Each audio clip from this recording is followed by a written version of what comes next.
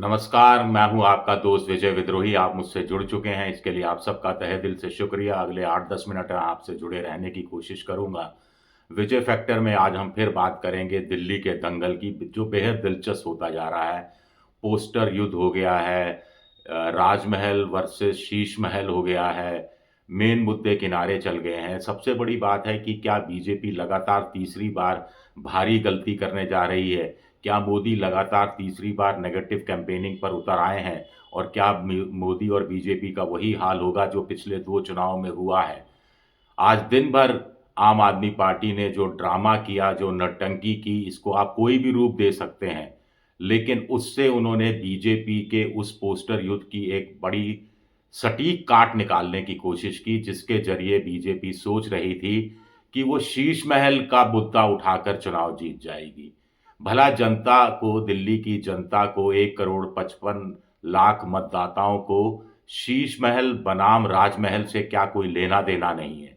उनके घर की छत सुरक्षित रहे, घर में सुख-सुविधाएँ हों, संतोष हो, तनख्वाह समय पर आती रहे, बेटी शाम को समय पर घर आ जाए, बेटा ड्रग्स के चक्कर में नहीं उलझे, बेटे की जगह नौकरी लग जाए, बच्चों की परीक्षाएँ बिना पेपर लीक के खत्म हो जाएँ, या इनसे सरोकार है जनता का। या फिर जो तो आप पोस्टर देख रहे हैं, एक तरफ बीजेपी ने पोस्टर जारी किए हैं आम आदमी पार्टी को आपदा, और फिर शीश महल के आगे शाही अंदाज में केजरीवाल साहब बैठे हुए हैं। केजरीवाल की तरफ से पोस्टर जारी किए गए हैं बीजेपी के राजमहल के, प्रधानमंत्री के, और मुसलमानों के खिलाफ जो बीजेपी षड्यंत्र रचती रही है कथित रूप से, उसके पोस्टर जारी किए गए हैं।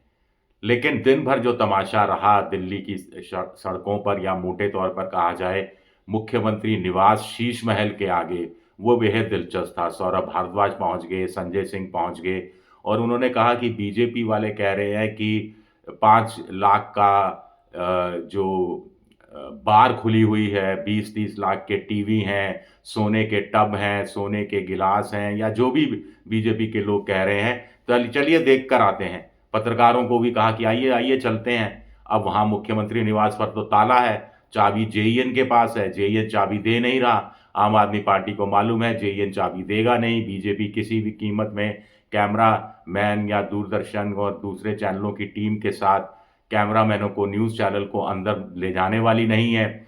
बीजेपी ये मौका आम आदमी पार्टी को देने वाली नहीं है, और आम आदमी पार्टी को ये मौका, आपदा में अवसर तलाशने की कोशिश आम आदमी पार्टी इस बहाने कर रही है कि देखिए बीजेपी के लोग किस तरह से अनर्गल बातें कर रहे हैं।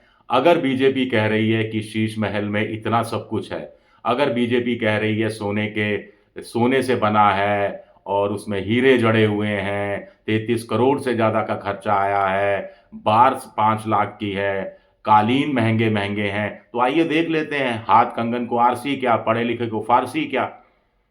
लेकिन लेकिन ऐसा हो नहीं रहा। ऐसा हो नहीं रहा तो जनता के बीच में क्या इम्पैक्ट जाएगा? जनता के, दिल्ली की जनता के बीच में यही इम्पैक्ट जाएगा कि बीजेपी वाले झूठ बोल रहे हैं, मोदी जी गलत बयानी कर रहे हैं, और शीश महल का नाम लेकर अरविंद केजरीवाल को बदनाम करने की कोशिश कर रहे हैं।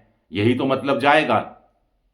तो बड़ा दाँव खेला बीजेपी के खिलाफ केजरीवाल की पार्टी ने, फिर कहा कि चलिए हम तो शीश महल देखने आए हैं, शीश महल की चाबी है नहीं, लेकिन राजमहल की चाबी तो मोदी जी के पास है, मोदी जी खुलवा दें अपना राजमहल, दिखा दें कि कैसे फ़कीरों की तरह रह रहे हैं, गरीबों की तरह रह रहे हैं।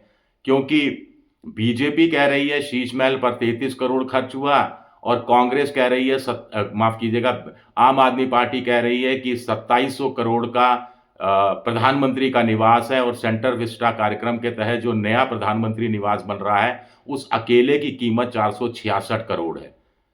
दोनों निजी निवास नहीं है, ये बात हमें और आपको समझ लेनी चाहिए।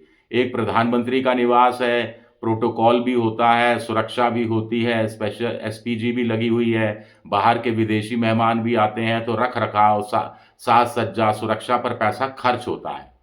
लेकिन यही बात फिर मुख्यमंत्री निवास पर लागू होती है कि वो भी तो अरविंद केजरीवाल का व्यक्तिगत ज़मीन नहीं है, व्यक्तिगत घर नहीं है, वो भी मुख्यमंत्री का निवास है।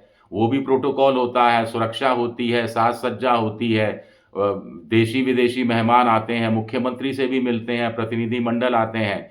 तो उनके हिसाब से एक डेकोरम सेट करना पढ़ना ज़रूरी होता है। तो ऐसे में अब दिल्ली की जनता को क्या नहीं लगता कि प्रदूषण के बारे में कोई बात नहीं कर रहा? क्या दिल्ली की जनता को नहीं लगता कि बेरोज़गारी के बारे में कोई बात नहीं कर रहा? क्या दिल्ली की जनता को नहीं लगता कि महँगाई के बारे में कोई बात नहीं कर रहा? और सबसे बड़ी बात है बीजेपी के लिए दिल्ली की जनता क्या ये नहीं सोच रही कि भई आबकारी कांड उठाया, शराबखोरी में फँसा दिया, मनीष सिसोदिया को जेल भेज दिया, संजय सिंह को जेल भेज दिया, अरविंद केजरीवाल को जेल भेज दिया और अब मोदी जी शराब कांड का नाम नहीं ले रहे। बीजेपी के नेता शराब कांड का नाम नहीं ले रहे। अदालतों में भी मामला एक सीमा तक जाकर वहीं ठहर गया लगता है। तो ऐसे में फिर आम आदमी के मन में ये शक जाएगा कि क्या शराब कांड के अंदर आबकारी कांड में क्या अरविंद केजरीवाल, मनीष सिसोदिया, संजय सिंह को जानबूझकर फँसाया गया? क्या ये नेगेटिव कैम्पेनिंग नहीं है? देखिए, अरविंद केजरीवाल का 5 साल का शासन पिछला वाला बहुत अच्छा रहा था, पिछले से पिछले वाला। लेकिन ये जो हाल का 5 साल का शासन है, वो उतना अच्छा नहीं रहा। काम भी आधे-अधूरे हुए, पूरे काम भी नहीं हुए, जेल में बंद थे तो वो सारी सिस्टम बिगड़ कर रह गया। एलजी को ज़्यादा शक्तियाँ, एलजी को ज़्यादा पावर दी गई, इसका भी खामियाज़ा उठाना पड़ा।